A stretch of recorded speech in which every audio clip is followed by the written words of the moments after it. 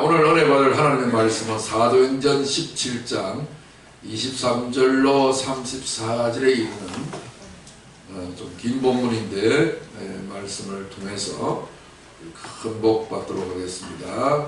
우리 다 같이 믿음으로 합동합니다. 시작.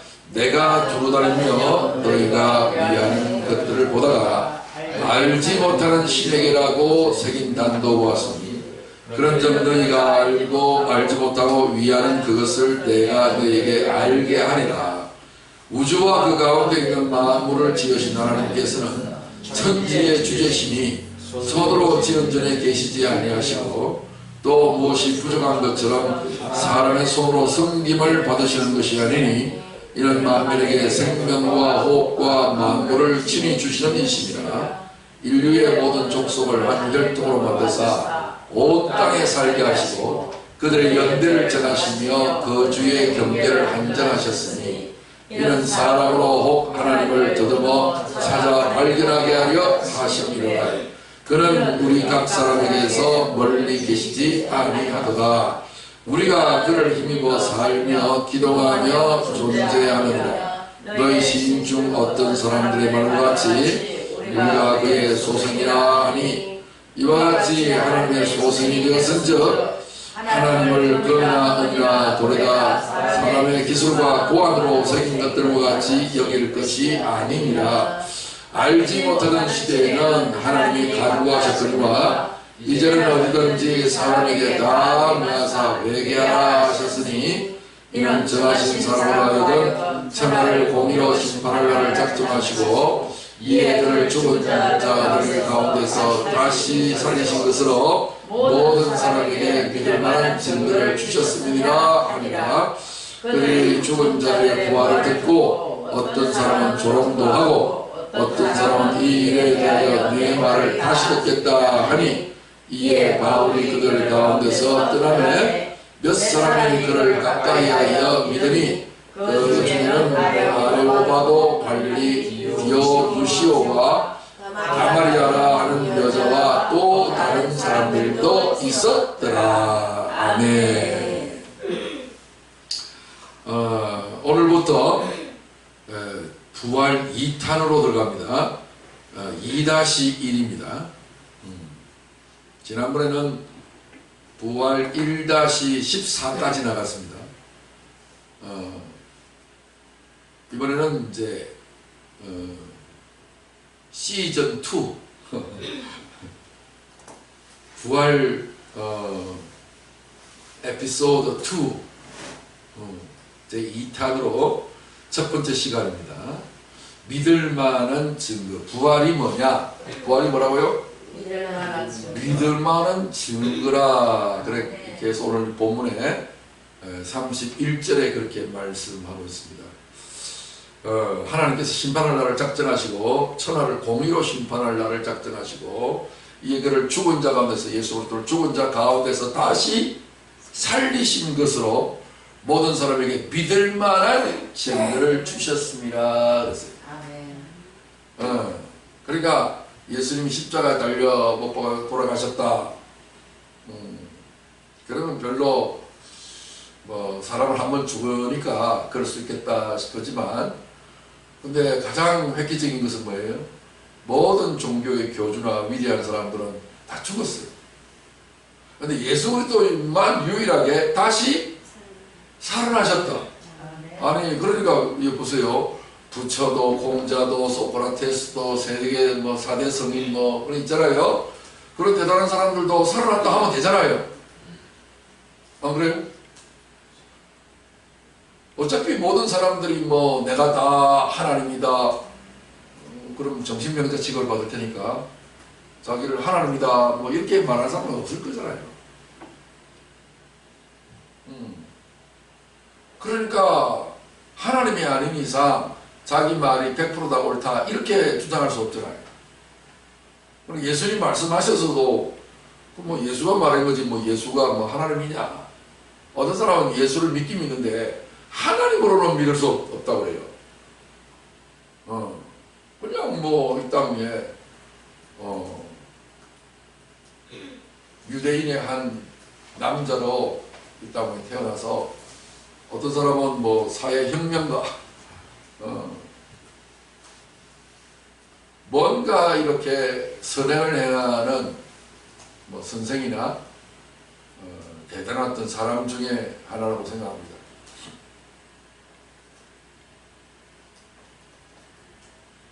우리의 믿음이라고 하는 것은 보이는 것을 대상으로 하지 않습니다. 믿음은 볼 수 없고, 그러니까 믿음은 바라는 것들의 실상이요 보지 못하는 것들의 증거라 했거든요. 믿음의 대상은 요 마이크를 가지고 이거 마이크인 줄 믿습니다 이렇게 하면 그 말은 필요가 없는 말이죠. 누구나 다 마이크라고 알고 있는 부분은. 근데 이제 이 마이크에 있는 이 재질이 금덩어리다. 전체가 다 금이다.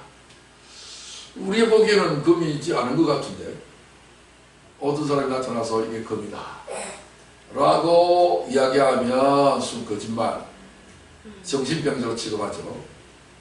그런데 뭔가 금인 것의 증거를 보여주면 야 진짜 금이네 하고서 그때서부터 믿기 시작하는 거예요. 그거를 표적이라고 그러는데 제자들이 두루 나가서 하나님 말씀을 전파할 때에 그 따르는 표적으로 말씀을 확실히 증가한다. 이 폐역한 세대가 요나의 표적 밖에는 보일 표적이 없다. 그러니까 도무지 믿을 수 없는 그런 상황을 믿을 수 있게 만들어 주려면 반드시 무슨 표적이 하나 있어야 돼요. 표적이 뭐예요? 표시가 팍 나는 기적. 제일 쉽게 표현하면 그런 놀라운 어떤 역사가 일어나야 야 진짜네, 야 진짜 대단한데 이렇게 해서 마음문이 열려져서 믿을 수 없는 것을 믿게 되는 거죠. 그래서 오늘 부활 시즌 2 2-1번의 메시지는 믿을 만한 증거라고 해요. 이 증거가 표적입니다. 표적. 믿을 만한 표적. 아멘. 그러니까 그게 뭐냐고? 부활인 거예요. 아멘. 모든 종교가 다 지인의 말로 한다 하더라도 내가 부활했다 이 말을 말하면 되는데 왜 그 간단한 말을 못했을까요? 이거는 인간의 개념에는 없는 것이기 때문에 그래서 죽은 사람은 죽음이 끝이라고 생각해요. 죽으면 사람이 저 세상으로 갈가해버려요. 그죠? 근데 이 땅에는 없다 이 말이지.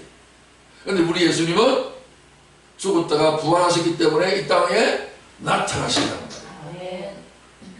그보다 더 확실한 증거가 있다 없다? 없다. 그러니까 오늘 엉뚱한 데서 그냥 알지 못하는 오늘 이 본문에도 있잖아요. 본문에 보면 내가 두루다니며 너희가 위하는 것들을 보다가 알지 못하는 신에게라고 새긴 담도 보았으니 그죠? 그러니까 오늘날 많은 사람들이 제대로 아는 게 있다 없다? 자기가 믿는 신을 몰라요. 그냥 신이 있다라고만 막연하게 생각해서 비나이다. 그래서 많은 사람들은 이 종교를 가지고 있는 이 사람들은 종교는 누가 만들어요? 사람이 만들어요. 사람이 약하고 부족하고 자기가 바라는 소원이 있을 때 자기보다 힘이 좀 센 신을 의지하기 위해서 자신의 간절한 기대와 소원을 성취하기 위한 방편으로 종교를 만든단 말이에요. 그래서 우리는 이것을 우상 숭배라고도 하죠. 우상 숭배의 동기가 뭐예요? 자신의 소원을 성취하고자 하는 마음이란 말이죠. 그러니까 우상숭배의 주체는 원래 우상은 존재하지 않습니다. 우상은 없는데 인간이 보이지 않는 세계에 존재하는 것이 아니라 보이는 세계에 존재하다 보니까 뭔가 보이지 아니하는 신적인 존재는 자기보다 크다 이렇게 이제 생각을 가지고 우상을 섬기고 숭배함으로써 하나의 거래를 하는 거죠. 내가 당신 앞에 뭔가 제사상을 멋지게 비용을 들여서 차려서 드릴 테니까 당신이 이걸 받으시고 내가 원하는 것을 주세요. 이 우상숭배는 기독교 안에도 있습니다. 유대교들이 제일 많이 했던 것이 뭐예요? 우상을 섬기는 것이었습니다. 인간은 이 하나님의 속성하고 다르기 때문에 뭔가 자기의 속성하고 맞는 것들을 막 찾아요. 그래서 우상숭배가 쉬워요. 하나님은 어렵다고 생각해요. 사실 하나님은 쉬워요. 하나님은 믿기만 하면 되거든요. 우상숭배하려면 힘들어 고생해요. 하나님은 우리가 어떤 것을 요구하지 않아요. 오늘 이 본문에도 나와 있습니다만 보세요. 또 무엇이 부족한 것처럼 사람의 손으로 섬김을 받으시는 것이 아니니 하나님은 뭐 부족해서 우리 헌금이나 받으시고 우리 충성, 봉사, 헌신 이런 걸 받으시는 것처럼 보이잖아요. 거기에 착각을 가지고 있는 거예요. 성경은 말씀하실 때는 너희의 행복을 위하여 하나님의 말씀을 지켜야 될 것이 아니냐. 누구를 위해서? 우리의 행복을 위해서 우리 좋으라고 하라는 거예요. 마구잡이로 살지 말고 정말 선을 행하고 성실하게 이렇게 살 것을 율법은 다 요구하고 있잖아요. 그런 것을 무시하고 뭐 대낮게나 그냥 이렇게 살면 우리한테 도움이 될 것 없잖아요. 그죠? 그런데 오늘 많은 사람들은 뭔가 하나님의 부족한 것을 받으시는 우상인 것처럼 생각하여서 뭔가를 자꾸 이렇게 그냥 상다리가 부러질 만큼 쌓아서 드리려고 하는 거예요. 사람의 손으로 섬김을 받으시는 것이 아니다. 오히려 그 반대로 뭐예요? 이런 만민에게 생명과 호흡과 만물을 친히 주시는 하나님이시다. 하나님이 부자에게 뭐라고 이야기해요? 오늘 밤 내가 네 생명을 취할 것 같으면 거두어갈 것 같으면 네 예비한 것이 누구시겠느냐? 가장 중요한 것이 뭐예요? 생명이 있어야 살아가는 거예요. 생명을 영어로 뭐라고 그래요? 라이프라 하겠죠. 그죠? 그걸 다시 우리 한국말로 번역하면 뭐예요? 생활이에요. 생명이 있어야 생활을 할 수 있는 거죠. 그래서 이 생명을 누가 주신다고? 하나님이 친히 주시는 이십니다. 주신다. 또 이 땅에서 호흡 숨 쉬고 살아야 될 거잖아요. 숨을 안 쉬면 어떻게 돼요? 조금씩 쉬지 마. 숨 쉬는지 안 쉬는지. 그죠? 호흡을 주신다. 사람은 밥을 안 먹어도 40분만 살 수 있어요. 근데 숨이 없으면 몇 분 만에 죽어요? 4분 안에 죽어요. 그러니까 하나님이 우리 육체에 살 수 있도록 호흡도 주시고 제일 중요한 호흡도 주시고 그죠? 물 안 마시고 밥 안 먹어도 40일간을 살 수 있어요. 근데 숨을 안 쉬면 4분 만에 죽어요. 뿐만 아니라 생명과 호흡만 주면 되겠어요? 만물을 다 주시는 거죠. 그죠? 하나님이 여러분들의 모든 걸 다 주셨어요. 살 수 있도록 환경 다 주셨어요. 우리 예배하기 전에 찬양을 불렀는데 아주 많이 부르는 은혜 찬양 있잖아요. 은혜라는 그 찬양은 아무리 불러도 참 은혜가 돼요. 우리는 이 모든 것들을 당연하게 여기는 거예요. 거기서 조금이라도 모자라면은 막 불평하고 원망하고 낙담하고, 그 모든 것들은 왜 그런 일이 벌어져요? 모든 것을 당연한 것으로 여기는 거예요. 아침에 해가 꼭 떠야 돼요. 누구를 위해서? 그럴 수 있는 계약서 쓴 적이 있어요? 그럴 만한 내가 가치는 되고요. 근데 당연한 것처럼 여겨요. 비는 항상 그렇게 내려야 돼요.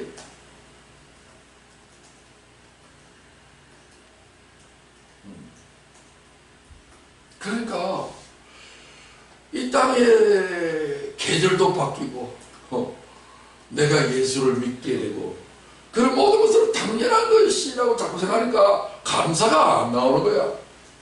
감사를 넘치게 해야 되는데 당연하게 생각하니까 감사가 안 나오는 거야. 오늘 착각하면 안 됩니다. 하나님은 뭔가 부족한 것처럼 사람의 손으로 성령을 받는 것이 아니라 기독교만큼은 우상과 다르게 신이 하나님이 인간을 섬기는 거라니까요.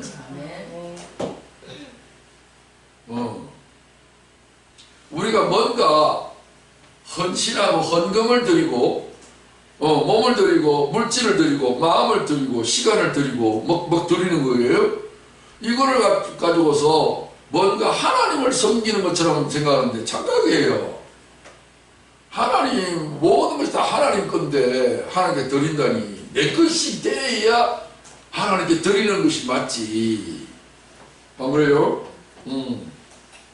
그러니까 자녀에게 때때로 부모가 자식이 뭐 맛있는 것을 엄마 하니 아빠도 좀 줘.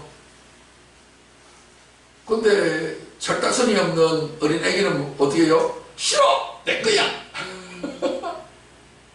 그 내 거야가 있어요, 그 애한테. 그 애 먹는 거, 입는 거 다 넣어줄 거예요. 부모가 다 준 거 아니요. 근데 그 좀 달라고 하는 것은 그 아이의 인격적 성장, 남을 생각하고 배려할 줄 아는 이 성숙을 위해서 달라고 한 건데 그것도 모르는 철부지. 내 거야. 지 몸뚱이도 다 부모가 준 건데. 그죠? 이처럼 세상에 보이는 것뿐만 아니라 보이지 아니하는 우리의 진정한 생명, 멀쩡한 사람도 생명을 하나님 혹 불러가시면 바로 시체가 되버려요. 멀쩡한데. 그러니까 이 모든 것들을 잘 모르고 자꾸 착각을 하는 거예요. 삼성의 그 어마어마한 그 재물은 그렇게 말했어도 하나님이 절대 안 받으세요. 응? 그러니까 드리려고 해도 하나님이 받으시면 좋겠는데 안 받으시는 거예요. 나같이 돈이 없는 이런 사람들의 그 과부의 두랩돈, 그죠? 그러니까 이런 어떤 한 끼 식사가 생활비 전부인 그 사람의 믿음을 통해서 하나님이 받으신다. 그리고 내가 드릴 수 있고 받아주시니 감사한 거지. 어차피 다 쓰고 문드지고 아무것도 가지고 온 것이 없으니 아무것도 가지고 가지 못하리라. 공수거가 믿지 않는 사람들도 다 아는 한자 성어잖아요. 안 그래요? 적신이 뭐예요? 붉을 적자의 몸신자. 붉은 빗덩어리로 이 땅에 태어나서 한 빛은 잡으려고 좀 불 끄지고 태어났는데 갈 때는 쫙 펴고 간다 이거죠. 그죠? 그러니까 하나님에 대해서 대해서 착각하면 안 된다 이런 얘기예요. 우주와 그 가운데 있는 만물을 지으신 하나님께서는 천지의 뭐라? 천지의 주제신이 주인이시다 그 말이지. 그러니까 천지의 주제신이 손으로 지은 전에 계시지 아니하시고, 바울이 지금 아테네에 갔습니다. 그리스의 수도 아테네에 가서 복음을 전하는데, 이는 알지 못하는 신에게 하나님이 누구신가를 알려주고 있는 거예요. 신앙생활은 뭔가를 열심히 하는 것도 중요하지만은 신앙생활의 가장 기초적인 것이 뭐예요? 하나님을 아는 겁니다. 하나님 알기. 이거를 영생이라고 요한복음 17장 3절에는 기록하고 있어요. 요한복음 17장 3절은 요절이기 때문에 반드시 암송하시기 바랍니다. 영생은 유일하신 참 하나님과 그의 보내신 자 예수 그리스도를 아는 것입니다. 여기서 안다는 말은 지식으로 배워서 하는 것이 아니라 체험으로 하는 것이다. 그래서 지금 이런 놀라운 체험을 일으키기 위해서 먼저 지식이 필요할 것 같아서 사도 바울은 아테네에 있는 사람들에게 지금 전도를 하고 있는데, 너희들은 알지 못하는 신이라고 표현을 했는데, 너희들이 알지 못하는 것보다도 아는 게 좋지 않겠냐? 그래서 나는 그 하나님을 알고 있어. 내 아는 것을 모르는 너에게 내가 가르쳐 줄게. 지금 그렇게 해서 전하고 있는데, 그분을 하나님이라고 불러. 그 하나님이라고 부르는 그분이 누구냐? 천지의 주인이라는 거야. 이 세상 천지는 우주 만물은 우연히 되어진 것이 아니라 주인이라는 대단한 하나님이라는 그런 능력자가 이걸 다 만드신 거야. 집마다 지연이가 있으니 만물을 지으신 이는 하나님이시니라. 이렇게 성경은 말씀하고 있습니다. 그리고 또 인류의 모든 족속을 한 혈통으로 만드사 온 땅에 살게 하시고 그들의 연대를 정하시며 거주의 경계를 한정하셨다. 모든 족속을 한 혈통입니다. 혈통으로 만들었습니다. 이는 사람으로 혹 하나님을 더듬어 찾아 발견하게 하려 하심이로되 그는 우리 각 사람에게서 멀리 계시지 아니하도다. 하나님이 안 보이니까 참 멀게 느껴지잖아요. 하나님이 얼마나 가까이 계십니까? 성경은 그걸 표현하고 있어요. 표현하면 기억나시면 한번 해봐요. 내 입에, 내 말에. 내 입에 또 내 말에. 입이나 말이나 같아요. 한 개 더 있어요. 내 속에. 정확하게 성경을 하셔야 되는 거 로마서 10장에 있는데, 하나님은 내 입에 있으면 내 마음에 있다. 이거보다 더 가까울 수는 없어요. 내 마음으로 느끼는 것은 곧 나라는 말이고, 나와 하나가 됐다는 뜻이고, 내 입으로라는 말은 내 몸과 하나가 되어 있다 그 뜻이에요. 믿음은 보세요. 믿음은 마음으로 믿고 입으로 시인하도록 되어 있어요. 그죠? 그러니까 믿음이라는 뜻이 뭐라고? 연합과 일치. 그러니까 하나가 됐다는 말이잖아요. 하나 됐으니까 가까워야 뭐래요? 얼마나 가까워? 부부가 됐다 그 말이에요. 육신의 부부는 헤어질 수도 있지만 영적인 부부는 헤어지지를 못해요. 영이라는 속성 때문에 불가불입니다. 그래서 그는 우리 각 사람에게서 멀리 계시지 아니하다. 어디에 있다? 내 안에 있고 내 입에 있다. 내 마음에 있고 내 입에 있다. 아멘. 그러므로 여러분들이 늘 하나님의 말씀을 마음에 깊이 묵상하시고 내 입으로 날마다 시인하면 하나님과 동행하는 삶을 살게 돼요. 아멘. 성실하게 하셔야 돼요. 열심히 하셔야 돼요. 우리가 그를 힘입어 살며 기동하며 존재하느니라. 늘 어리석은 사람은 마음에 하나님이 없다 그런단 말이에요. 어느 곳이든지 하나님이 임마누엘 하시기 위해서 이 땅에 오셨기 때문에 늘 하나님께 함께 살아가시기를 저는 축원합니다. 아멘. 늘 함께 하세요. 그래서 우리가 그를 힘입어야 돼요. 힘입어야 돼요. 그를 의지하고 그가 내 힘이 되셔야 돼요. 그러므로 늘 하나님의 성령이 권능을 주시고 힘을 주시고 믿음을 주시고 확신을 주시며 힘있게 살며 기도하며 존재하느니라. 너희 시인조 같던 사람들의 말같이 우리가 그의 뭐라? 소생이라. 불초소생. 소생이 뭐예요? 그의 자녀다 그 말이요. 그의 자식이다. 소생. 이와 같이 하나님의 소생이 되었은즉 하나님을 금이나 은이나 돌이다 사람의 기술과 고안으로 새긴 것들과 그러니까 우상과 같이 여길 것이 아니다. 그러니까 인간이 제일 편안하게 여기는 것이 뭐냐면 우상이에요.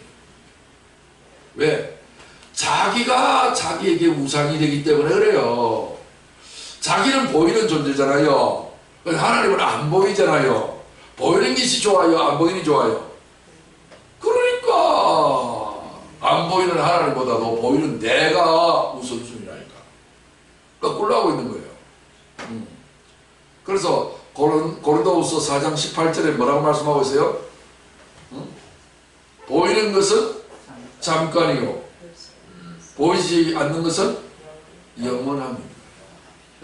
잠깐한 찰나적인 순간의 쾌락과 기쁨을 위하여 영혼을 팔아버리는 것이 인간이다. 그러니까 어리석다 이런 얘기예요. 그러니까 늘 우상을 섬기니까 우매한 삶을 산다 이런 얘기예요. 여러분들의 인식과 여러분의 뭔가 사고 체계가 보이지 않는 것을 자꾸 옮겨가셔야 됩니다. 저 같은 경우에서도 보이는 것들을 중심으로 해서 지난날에 목회를 많이 했었어요. 그랬는데 이게 하루아침에 안 되더라고요. 그럼에도 불구하고 하나님께서 문을 열어주시니까 그 길로 인도받아서 계속 해왔는데 벌써 한 30년이 다가오네요. 그 길로 걸어온지.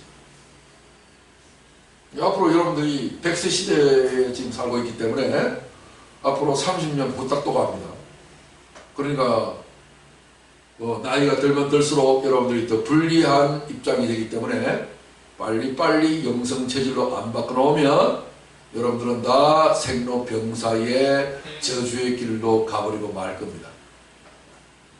그래서 늘 우상같이 여기지 마시고 진정한 진리의 하나님을 잘 영적으로 잘 깨달으시고 인식하셔서 철딱선이 없는 어린 애기처럼 살지 마시고 보이는 것에 명줄 달지 마시고 보이지 아니하는 것에 의미를 두셔서 계속해서 여러분의 이 영성이 하나님과 더 가까이 차원이 4차원의 수준까지 옮겨가게 되시기를 저는 축원합니다.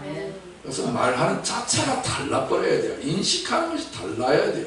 하나님처럼 인식해 볼 수 있는 베드로는 불황무식한 사람이었는데 하나님의 성령으로 말하는 사람이었기 때문에 그 당시 학박사들이 할 말이 없는 거예요. 여러분 이거는 지식으로 하는 게 아닙니다. 그러니까 여러분 학불로 이야기하지 말아요. 뭐 대학 교수라고 박사라고 해서 말을 잘할 것 같아요? 얼마나 어리석고 미련하고 누추하게 말할지 몰라요. 그러니까 여러분들이 이제 영적으로 성경은 참 수준이 높습니다. 성경을 이해할 수 있을 정도의 수준이라면 이 사람은 그냥 사람이 아니야. 신이야, 신. 제가 이렇게 다 공부를 해보고 사람들의 이야기를 다 들어보잖아요. 그럼 두 개 딱 하잖아요. 신학 박사가 쩔쩔맨다니까.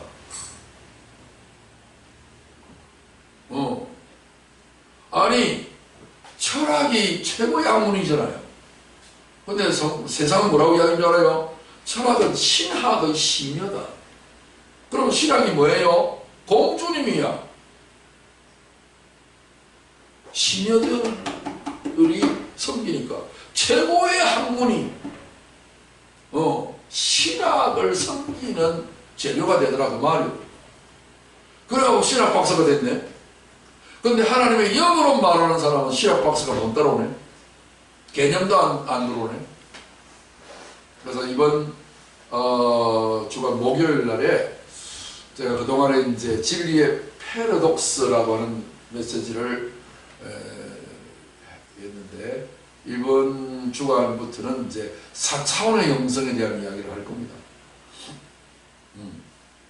그래가지고 이제 제 제자 목사님이 있었는데 지금은 함께 하자는데 옛날에 학교를 이제 다녔었을 때에 저를 통해서 은혜를 많이 받았대요. 그래가지고서 제가 매일 말씀 묵상을 쓰잖아요. 그걸 가지고 자기 아는 지인 목사님한테 보낸대요. 네? 그걸 보더니 그들도 이제 다 목사님들인데 이런데요. 상당히 뭐 있다. 내가 그 말을 자세히는 못하겠는데 하여튼 그런 말을 한대요. 어제 제가 전화를 받았습니다. 이번에 말 안 하고 있다가 이실직고 하면서 그런 이야기를 합니다. 이 모든 것들은 세상의 학문이 가르쳐주는 게 아니잖아요. 그래서 여러분들이 이걸 안 가지면 자기도 모르는 사이에 뭐예요? 우상같이 여기는 현상이 자꾸 생깁니다. 30절 알지 못하던 시대에는 하나님이 간과하셨거든요. 우상 숭배를 했었어도 잘 몰랐던 시대였으니까 그럴 수 있다. 그럴 수 있다.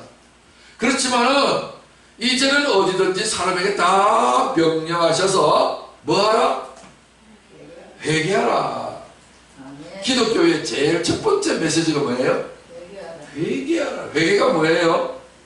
아이고 잘못했습니다. 용서해주세요. 이것도 물론 뭐 회개의 일부분이긴 하지만 회개의 정확한 뜻은 아닙니다. 회개의 뜻이 뭐예요? 참 막연하다. 그럼 길 가다가 만날 돌아서 뒤돌아보고 또 돌아보고 그러면 회개하는 거예요? 6에서 0으로 변화돼. 패러다임 시프트 한국말로 사고 체계 전환. 그러니까 육신의 생각에서 영의 생각으로, 지식에서 진리로, 세상에서 하나님께로 전부 다 이동해 가는 것을 말해요. 사고체계가 바뀌어버려요. 뒤집어집니다. 어둠에서 빛으로, 땅에서 하늘로, 보이는 것에서 보이지 않는 것으로 다 바꾸는 것을 가장 쉬운 말로는 뭐라고 그래요? 6에서 0으로. 이걸 구원이라고도 하고 회개라고도 해요. 하나님이 다 명령하셨어. 이렇게 하라고. 근데 이렇게 명령했는데 안 하잖아요. 그럼 다 날아가는 거예요. 그래서 알지 못하던 시대 때는 하나님이 그냥 알지 못했으니까 정상 참작을 해줘요. 근데 이제는 복음을 전했잖아요. 명령했잖아요. 뭐라고? 회개하라, 바꿔라. 아멘. 왜 바꾸라 그래요? 이유가 있을 거잖아요. 왜 회개하라 그래요? 그 다음 절 31절 요게 핵심이죠. 이는 정하신 사람으로 하여금, 정하신 사람 누구를 정했어요? 예수를 정했어요. 오직 유일하게 오직 예수, 아멘. 그 한 분으로 하여금 천하를 공의로 심판할 날을 작정하시고 아멘. 그를 죽은 자들 가운데서 다시 살리신 것으로 아멘. 모든 사람에게 믿을 만한 증거를 주셨다. 아멘. 다시 살리신 것이 부활이잖아요. 아멘. 부활을 통해서 믿을 만한 증거를 주셨대요. 아멘. 예수께서 부활하셨다. 그 말은 뭐예요? 그분이 하나님이 되셨다는 말. 아멘. 증거가 끝이 나서 증명했어. 그러니까 이제 믿어. 그러면 너희들이 회개가 이루어질 거야. 아멘. 믿으면 육에 있는 사람이 뭐예요? 영으로. 영으로 옮겨가요. 왜? 예수께서 육으로는 죽임을 당하시고 영으로는 살리심을 받았으니 예수를 믿으면 연합과 일치가 이루어져서 예수 육의 죽음 내 죽음, 예수 영의 부활 내 부활. 아멘. 그러므로 부활은 다른 게 아니라 내가 육적인 존재가 뭐가 됐다? 영적인 존재가 됐다. 이걸 믿음이라고, 아멘. 이걸 회개라고 그러고, 이거를 구원이라고 그래요. 아멘. 여러분 영어에 휘둘리지 말아요. 사진을 앞에 찍고 뒤에 찍고 옆에 찍고 위에 찍고 밑에 찍고 뭐 측면에 빗점에 찍고 뭐 온갖 점을 결국은 그 사람이야. 어느라고 하는 것을 어느 관점에서 보느냐에 따라서 각도에 따라서 용어가 다 달라질 뿐이지 결국은 같은 말이라니까.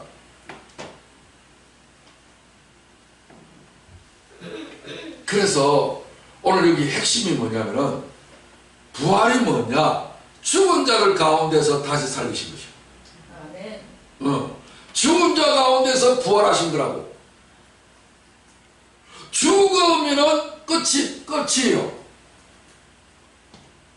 그런데 끝을 내면서도 뭐예요? 다시 시작하는 거예요. 아멘. 이 두 가지가 동시에 만족시킬 수 있는 분은 유일하게 우리 주 예수 그리스도 한 분밖에 없어요. 아멘. 그래서 예수는 죽고 그리스도는 부활하신 거예요. 아멘. 그분을 믿는다는 말은 뭐예요? 나도 똑같이 연합과 일치시켜서 나도 육으로는 죽고 영으로는 산다. 이게 믿음이라는 거예요. 믿음은 믿습니다 깍지 끼고 타이어 바람 집어넣는 그런 어떤 바람 빠지는 압력 밥솥 김 빠지는 소리를 하는 것이 믿습니다 하는 것이 믿음이 아니라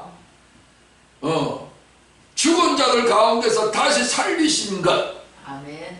십자가와 부활을 내가 믿고 체험하는 것, 그렇게 여기는 것, 아멘. 육으로는 죽고 영으로는 사는 것, 아멘. 이게 믿음이라는 거예요. 아멘. 그 믿음의 증거가 뭐예요? 예수 십자가, 예수 부활이라는 거죠. 아멘. 나는 십자가에 죽지 못하고 부활할 수도 없는 존재인데 예수님만이 영원한 죽음을 죽으시고 영원한 생명으로 다시 사신 거예요. 아멘. 영원히 죽고 영원히 사시는 이 증거를 우리에게 보여주시는 분은 우리 주 예수 그리스도 한 분밖에 없어요. 아멘. 그분을 믿음으로 말미암아서 나는 이제 회개가 이루어지는 거예요. 아멘. 내 중심으로 사는 삶이 아니라 이제는 예수님이 육에 속한 것은 영원히 이제 가치 없는 것이고 죽음으로 들어가는 것이고 영은 하나님의 존재와 같은 것은 영원히 사는 존재가 되었다라고 하는 그 놀라운 증거를 예수님 홀로 보여주신 거예요. 아멘. 그래서 사도행전 17장 32절 오늘 본문 말씀에 그들이 죽은 자들의 부활을 듣고 어떤 사람은 조롱도 하고 어떤 사람은 이르게 내 말을 다시 듣겠다 하니 아멘. 이 양편으로 갈라지는 거예요. 그러니까 어떤 사람은 이 말도 안 돼. 죽으면 끝인데 뭘 또 그냥 부활 다시 산다 그래. 그런 헛소리 할 거라면 집에 가서 발휘하다고 장난하자. 요렇게 조롱하는 사람도 있고, 어떤 사람은 그래? 그런 것도 있어? 뭐 내가 어차피 뭐 다 아는 사람은 아니니까 그래? 그런 것이 있으면 진짜 대박인데. 그럼 다시 한 번 더 내가 한번 들어볼게. 내일 다시 와서 네 말을 듣겠다. 이런 사람이 이제 생겼다. 여기서 가장 중요한 것은 뭐예요? 성경 전체는 계속해서 그냥 부활만 말하지 않고 죽은 자의 부활을 말해요. 여러분 가지고 있는 성경에는 죽은 자의 부활로 기록되어 있을 거예요. 그리고 원문에는 죽은 자들의 부활로 제가 고쳐놨어요. 복수로 되어 있거든요. 원문에 복수로 되어 있어요. 근데 이제 한글 번역자가 덜자를 빼버렸어요. 우리 한글은 가만히 보면요, 단수 복수의 개념이 약해요. 그래서 그 글자를 읽어가지고서는 단수인지 복수인지 확인하기 어려워. 그래서 원문을 보는 거예요. 원문에는 정확하게 복수되어 있어요. 죽은 자들의 부활. 그러니까 예수님 그 자체가 뭐예요? 홀로 죽으시고 홀로 부활하셨는데 그 안에는 수많은 사람들이 함께 죽고 함께 부활하는 것이 의미가 들어있는 것이 원문에 수없이 기록되어 있다. 이해되시죠? 자, 그래서 빌립보서 3장 10절로 12절 말씀을 보시면 내가 그리스도와 그 부활의 권능과 그 고난의 참미함을 알고자 하여 그의 죽으심을 본받아. 아멘. 예수님이 홀로 죽으신 것 같아도 예수님은 많은 사람들의 죽음에 표본이 되시고 씨앗이 되는 것이고 원리가 되신다. 이런 의미가 되는 겁니다. 그래서 죽으심을 본받아야 되는 거예요. 본받는다는 말은 뭐예요? 예수 죽음? 내 죽음이라는 말. 우리는 죽어버리면 그것서 끝이 나버리기 때문에 우리는 죽어봐야 소용이 없어요. 그래서 예수님은 죽으셨다가 다시 부활할 수 있는 능력을 하나님께로부터 받은 분이시기 때문에 예수님은 죽으시고 우리는 그 예수님의 죽음에 숟가락 하나 얹어가지고서 동참을 하는 거예요. 아멘. 예수 죽음? 내 죽음으로 여기기만 합니다. 믿음은 그렇게 여기는 거예요. 11절 어떻게 했든지 죽은 자 가운데서 부활에 이르려 하노니. 죽은 자 가운데서 부활에 이 말이 무슨 말일까요? 예수 죽음 내 죽음이 됐잖아요. 그것은 내 생각 안에는 믿음으로 그렇게 여겨진 거예요. 그런데 부활에 이른다는 말이 뭐예요? 도달한다는 말인데 예수 부활은 예수님 홀로 십자가에 달려서 부활하실 때 내 영이 부활한 거예요. 그런데 이제는 내 마음이 죽은 자 가운데서 부활이 되어야 돼요. 내 마음의 느낌이. 그 다음에 또 뭐예요? 실제적으로 내 몸이 죽어야 돼요.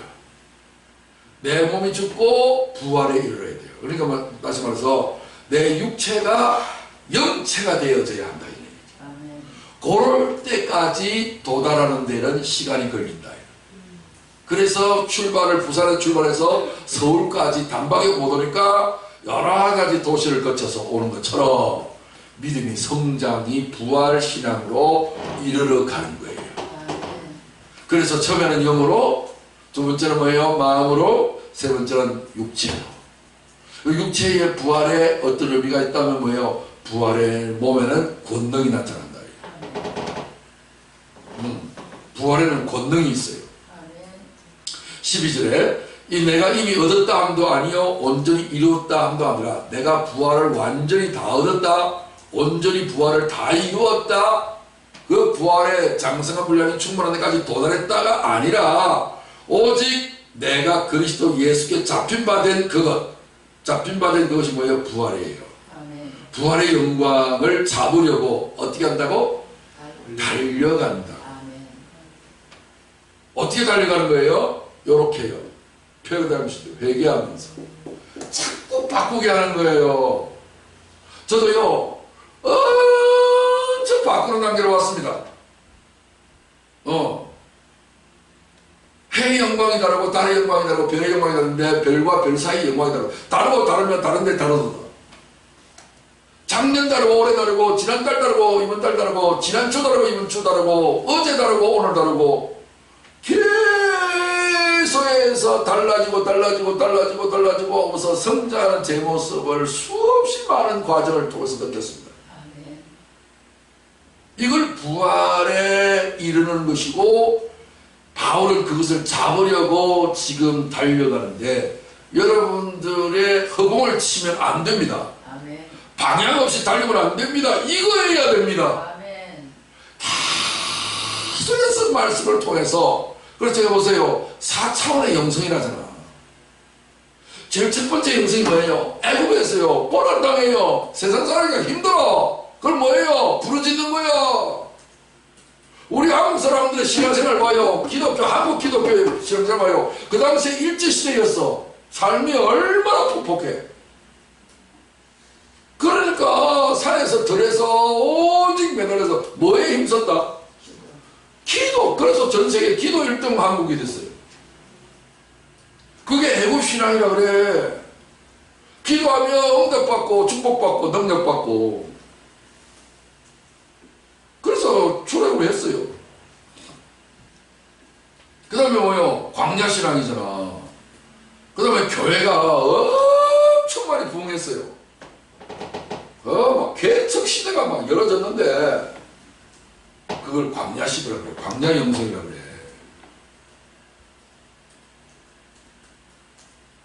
그래가지고서 교회를 통해가지고서 많은 능력의 종들이 막 나왔어요. 그래가지고 그 사람들이 이제 가나안 땅에 들어갔어요. 가나안 신앙이 됐어. 가나안 영성. 그래가지고서 막 귀신을 몰아내고 병을 고치고 엄청난 표적과 기사가 일어나고 신령한 사람들이 막 얼마나 많이 나타났는지요. 진짜 대부흥의 시대가 일어났었어요.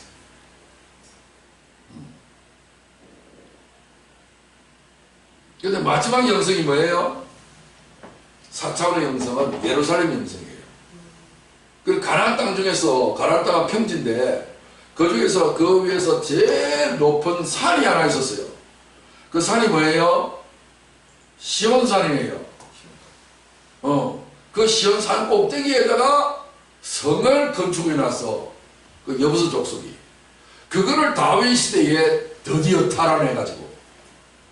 탈환 못했어요. 그 족속이 그대로 있었어. 그래가지고서 다윗 시대에 여호수아 시대부터 다윗 시대까지 500년 걸렸어요. 500년 기간 동안에 그 예루살렘 성을 정복 못했어요. 근데 다윗을 통해서 정복했어요. 그래서 그 다윗이 거기에서 놀라운 일들이 이제 일어나게 됐는데, 근데 예수 그리스도가 시온산 그 예루살렘 성 밖에, 영문 밖에 십자가에 달려 돌아가신 거죠. 거기서 또 부활을 하신 거예요. 아멘. 이거를 4차원의 영성이라고 그래요. 이걸 부활신앙이라고, 부활영성이라고 그래요. 아멘. 여기까지 가셔야 돼. 아멘.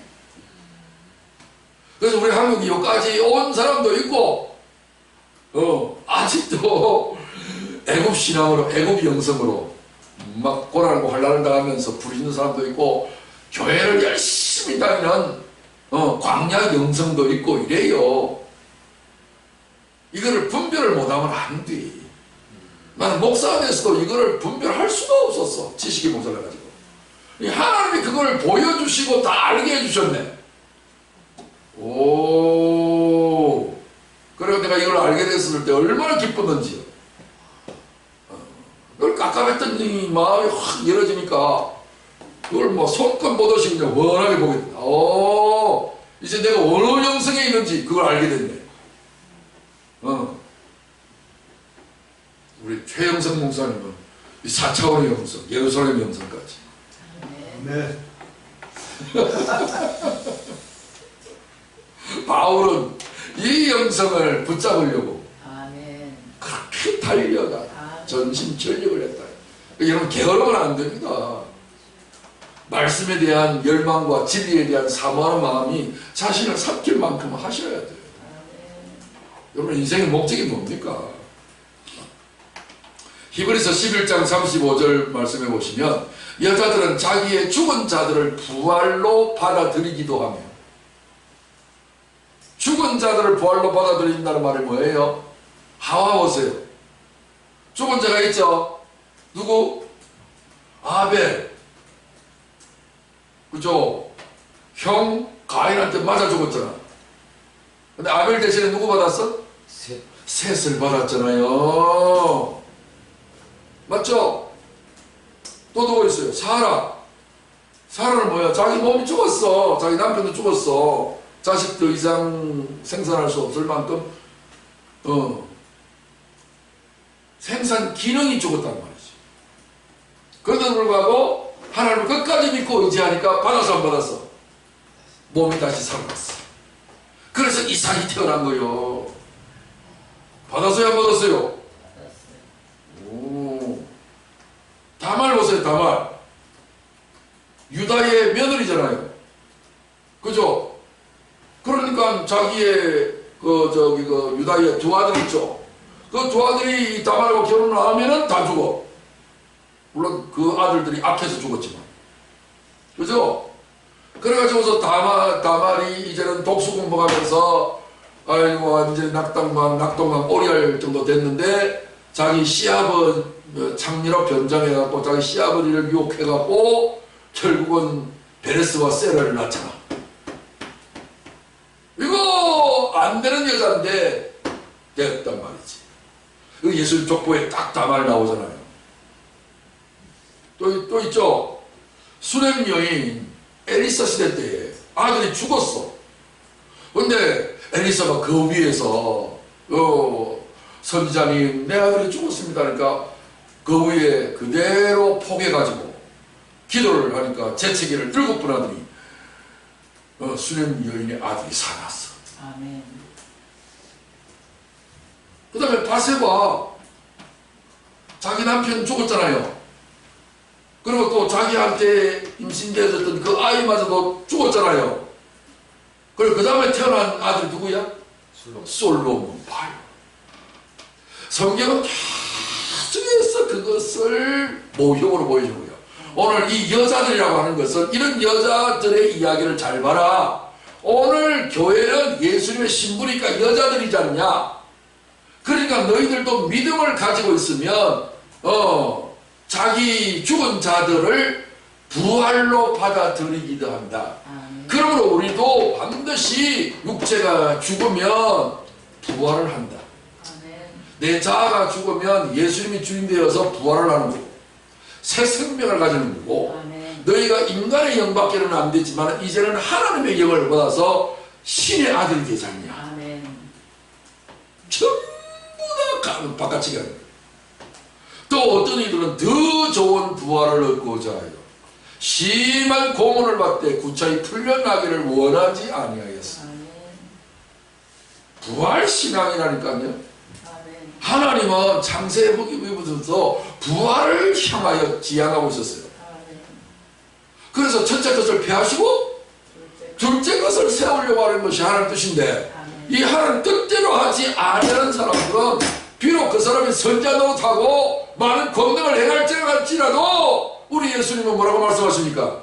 내가 너희를 도무지 알지 못하던 시대는 하나님이 간과하셨고 허물하지 않으셔서 그런데 이제는 모든 사람들이 다 부활의 메시지가 전파되어져 있는 상황이기 때문에 회개하라 이거요.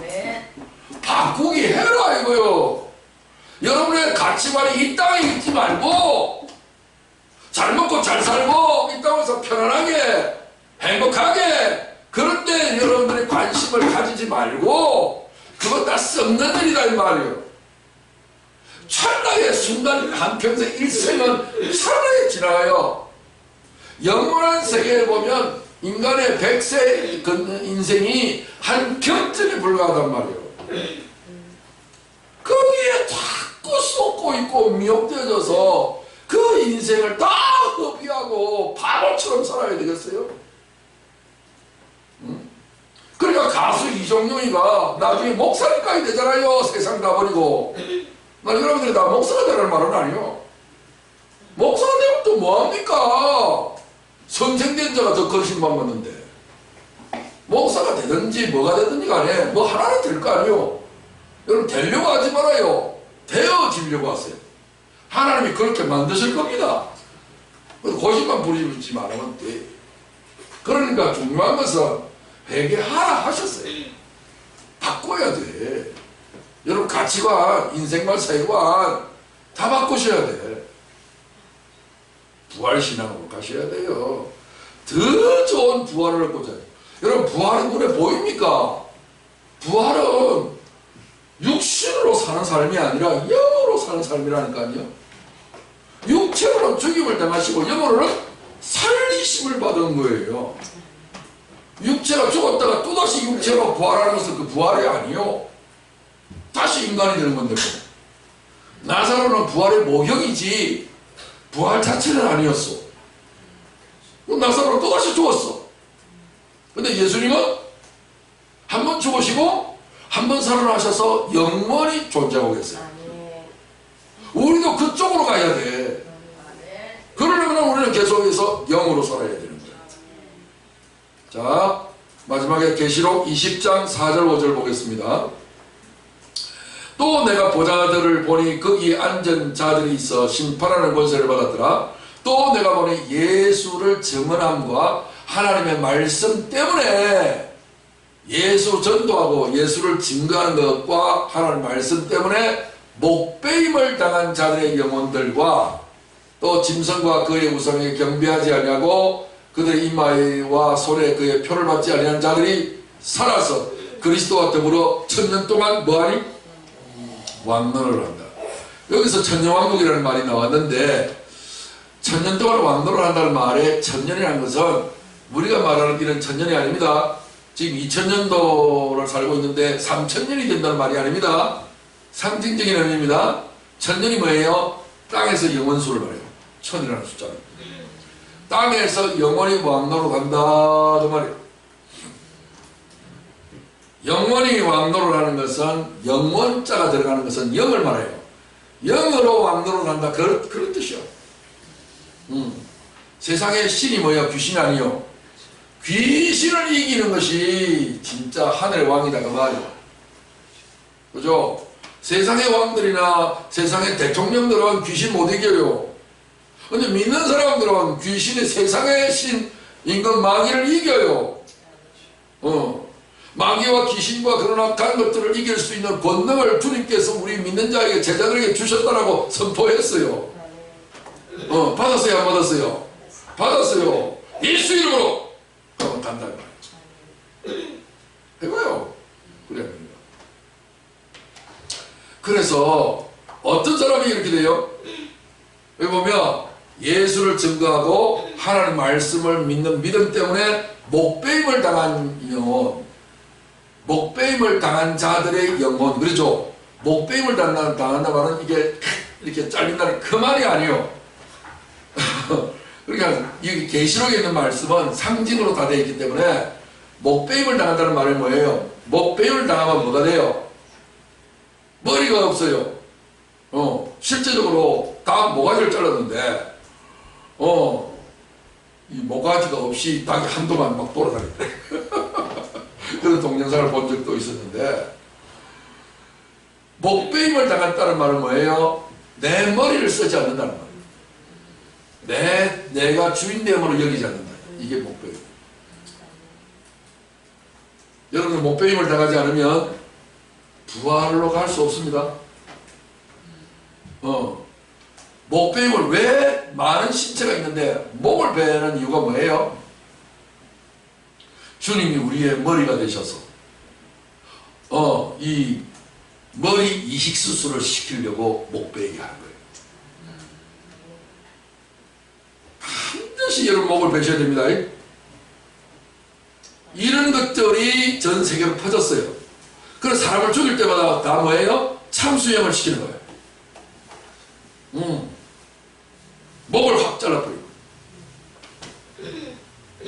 그 망나니가 탁 나와가지고서 칼에다가 그냥 막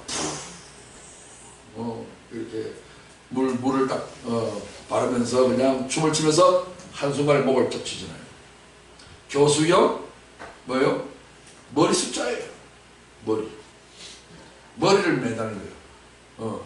매일 교자에 머리수, 머리를 매는 거예요. 목을 딱 매고 이렇게 머리를 죽여버려요. 어쨌든 내 머리를 써면 안 됩니다. 내 생각과 내 판단을 따르지 마세요. 마귀는 생각대로 내 머리대로, 하나님은 성경대로. 성경이 뭐예요? 예수 그리스도고 그분이 내 머리가 된다는 말이에요. 성경대로 성경을 믿고 사세요. 그 나머지 죽은 자들은 그 천년이 차기까지 살지 못하더라. 이는 첫째 부활이라. 첫째 부활에 동참하시길 주여로 축원합니다. 내가 목배임을 당하면 첫째 부활에 참여해요. 다시 말해서 첫째는 뭐예요? 항상 예수님 것이요. 예수님이 첫 열매가 되시고 부활의 첫 열매죠. 그 첫째 부활, 예수 부활에 내가 들어가게 된다. 여러분의 자신의 주권된 것을 다 내려놓으시고 살든지 죽든지 주님 뜻대로 되기를 원하나이다. 이런 사람은 뭐예요? 단두대에 이슬로 사라지는 사람이고 나와 세상은 간 것 없고 구속한 주만 보이는 그런 어떤 참수염을 당한 사람입니다. 이에 바울이 그들 가운데에서 떠나며 몇 사람이 그를 가까이 하여 믿으니, 아테네에 가가지고서 수많은 사람들이 믿지는 않았지만 이 아테네에 가서 그리스도의 수도, 거기 가서 알렉산더 대왕이 군림했던 그 수도에 가가지고 부활 복음을 전했습니다. 몇 사람이 그를 가까이 하여 믿었다. 다만 몇 사람이라도 이렇게 증가하니까 믿음이 역사해요. 도무지 인간이 믿을 수 없는 것이 부활인데, 그래도 믿음을 가지고 부활신앙을 가지고 하나님의 성령으로 거듭난 사도 바울이 복음을 전하니 사람들이 그를 가까이 하여 믿으니.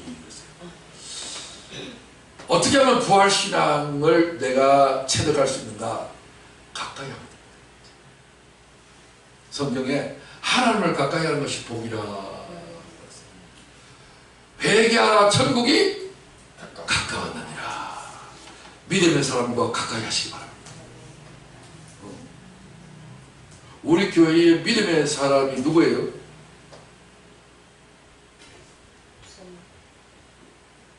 주의 종하고 가까이 하십니다.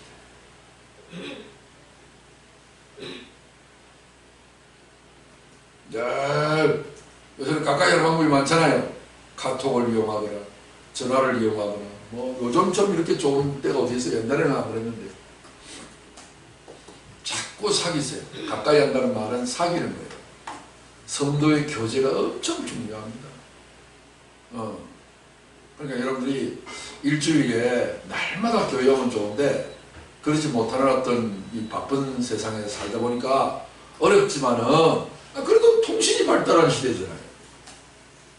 통신을 해서 계속해서 주님을 가까이 하시고 영적 지도자를 가까이 하시고, 몇 사람이 그를, 다만 몇 사람이라 할지라도 우리 교회는 수많은 사람이 있는 것은 아니니까 다만 몇 사람이라 할지라도 바울을 이 사람들이 가까이 하여서 이렇게 이름까지 등장할 수 있을 만한 그런 사람이 됐어요.